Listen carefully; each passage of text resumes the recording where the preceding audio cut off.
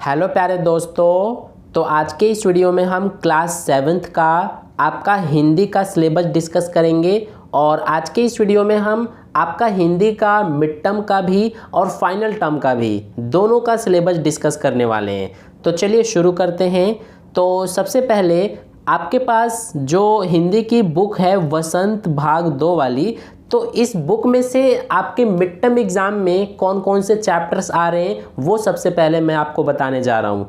तो सबसे पहले तो आपका चैप्टर 1 जो है जिसका नाम है हम पंक्षी उन्मुक्त गगन के, तो ये आपका मिड टर्म में आएगा। ठीक है, तो ये आपको पता चल गया। इसके बाद अगला जो आपका पाठ नंबर 4 है कठपुतली वाला, तो ये भी आपका मिड टर्म एग्ज़ाम में आएगा, तो इसे भी आपको अच्छे से पढ़ना है। और इसके अलावा आपका पाठ नंबर जो 5 है, चैप्टर 5 मिठाई वाला, तो ये भी आपका आएगा। सबसे पहले मैं आपको बुक में से कौन कौन से चैप्टर्स आ रहे हैं वो बता रहा हूँ, उसके बाद मैं अभी आपको जो आपका व्याकरण में से क्या क्या आ रहा है वो भी बताऊँगा। तो अगला आपका चैप्टर नंबर 7 जो है पापा खो गए, तो ये वाला चैप्टर भी आपके मिड टर्म में आएगा। ठीक है, तो इतने ही चैप्टर्स आपके मिड टर्म एग्ज़ाम में आएंगे। चैप्टर्स काफ़ी कम आ रहे हैं, तो ये आपके लिए अच्छी बात है। अब व्याकरण में से क्या क्या आ रहा है वो ध्यान दीजिए। तो देखिए, सबसे पहले तो यहाँ पर पूर्ववर्ती कक्षाओं से लिए गए विषय वस्तु यहाँ पर लिखा गया है, यानी कि क्लास 5 से ये देखिए विशेषण, तो यहाँ पर क्लास 5 लिखा हुआ है, क्लास 6 भी लिखा हुआ है और क्लास 7 भी। तो ये जो क्लास 5 और क्लास 6 है, तो आप सोच रहे होंगे कि क्या ये क्लास 5 और 6 का भी सिलेबस है, तो ऐसा नहीं है। ये क्लास 5 इसलिए लिखा हुआ है कक्षा 5, यहाँ पर देखिए विशेषण लिखा हुआ है, तो आपने कक्षा 5 में विशेषण के बारे में पढ़ा हुआ होगा, तो यही यहाँ पर लिखा हुआ है। और कक्षा 6 में भी आपने विशेषण के बारे में पढ़ा होगा, ये देखिए प्रयोग लिखा हुआ है, तो विशेषण का प्रयोग करना आपने क्लास 6 में सीखा होगा।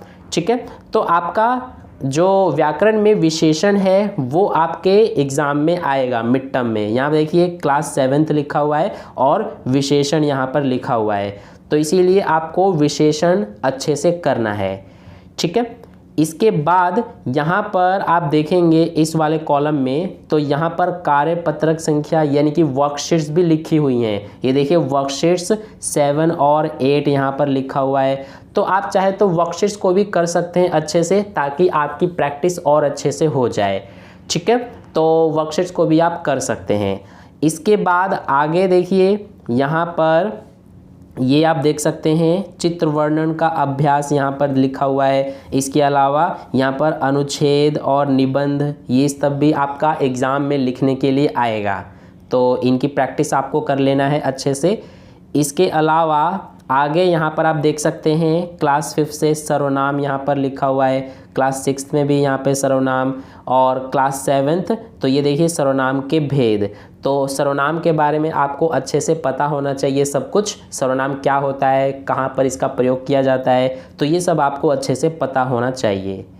इसके बाद आगे देखिए यहाँ पर नेक्स्ट है, यहाँ पर आप देख सकते हैं ये पूरा आप पढ़ सकते हैं वीडियो को पॉज करके। मैं पूरा पढ़ाने लगा तो वीडियो बहुत ज़्यादा लंबी हो जाएगी, इसीलिए आप खुद से वीडियो को पॉज करके पढ़ सकते हैं। इसके अलावा यहाँ पर आप देख सकते हैं कि लिंग, वचन, पहचान, ये भी आपका आएगा। लिंग आपका आएगा, लिंग आपको अच्छे से कर लेना है। ठीक है, इसके अलावा नेक्स्ट देखिए विराम चिन्ह भी आपका आएगा, और इसके अलावा विलोम शब्द भी आपका आएगा, तो इन्हें भी आपको अच्छे से करना है। और इसके बाद ये आप देख सकते हैं पूरा क्लास 7 का ये विराम चिन्ह, विलोम शब्द, तो इसी तरह से यहाँ पर आप देख सकते हैं ये पत्र भी आपका आएगा लिखने के लिए। तो ये पूरा आपका व्याकरण के टॉपिक्स थे जो मैंने आपको बता दिए हैं, तो ये सब आपका मिड टर्म में आएगा। इतना आपका मिड टर्म एग्ज़ाम के लिए सिलेबस है। ठीक है, तो आई होप आपको मिड टर्म का पूरा सिलेबस अच्छे समझ में आ गया है। अब इसके बाद हम बात कर लेते हैं आपके फाइनल टर्म के सिलेबस के बारे में। तो इसके लिए सबसे पहले मेरी एक बात ध्यान से समझ लेना कि अभी मैंने आपको जो मिड टर्म एग्ज़ाम का सिलेबस बताया था, जो आपकी बुक के चैप्टर्स बताए थे, जो व्याकरण के टॉपिक्स बताए थे ग्रामर के, तो ये सब आपके फाइनल टर्म के एग्ज़ाम में भी आएगा, ठीक है। यानी कि मिड टर्म वाला सिलेबस आपके फाइनल एग्ज़ाम के सिलेबस में भी इंक्लूड किया गया है।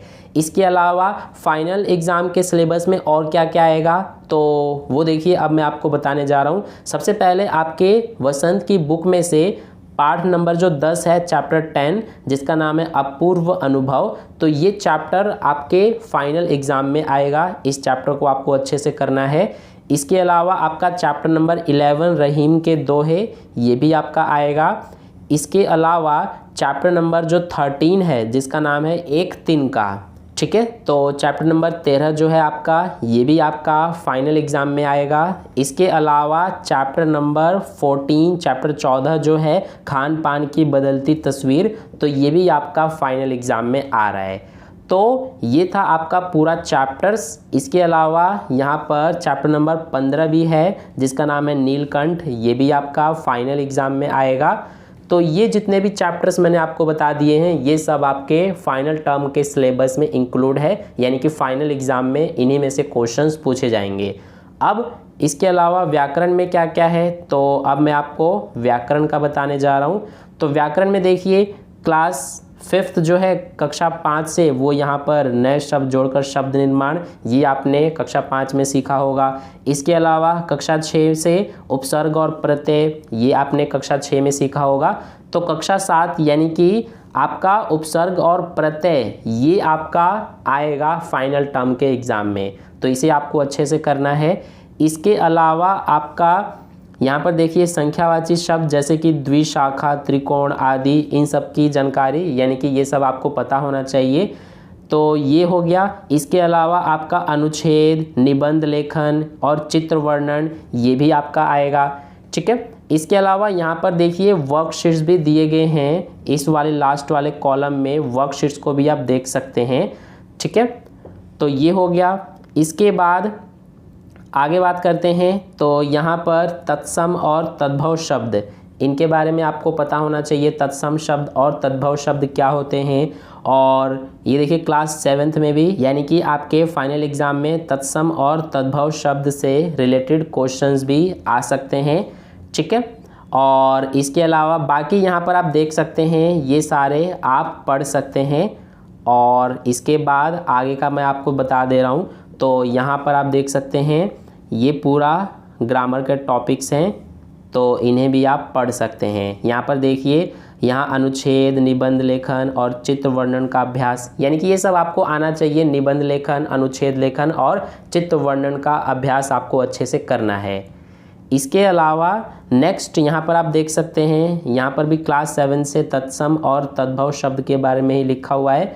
तो इसके बाद आगे का यहाँ पर आप पढ़ सकते हैं पूरा, ये आप देख सकते हैं, इन्हें आप वीडियो को पॉज करके पढ़ सकते हैं। ये सारे आपके व्याकरण के टॉपिक्स हैं। इसके अलावा यहाँ पर आप देख सकते हैं ये पूरा, यहाँ मुहावरे जो है ये भी आपका आ सकता है।